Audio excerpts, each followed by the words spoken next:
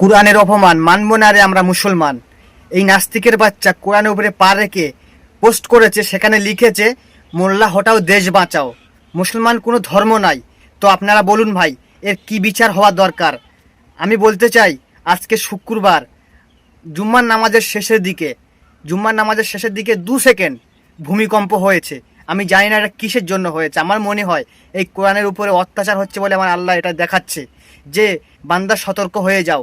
আমি বলতে চাই এটাই, এর বাড়ি হচ্ছে সন্দেশখালী থানা, জেলিয়াখালী এর গ্রাম।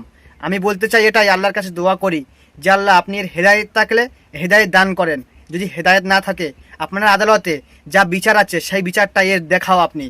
এখন এই রোজার সময় ও এইটা করেছে, রোজার শেষের মধ্যে এই টাইমের মধ্যে ওর কিছু একটা করে দেখান আপনি, নয়তো আপনার কোরআন নিয়ে এমনভাবে অনেক জালিম আছে এইভাবে মানে অত্যাচার করবে।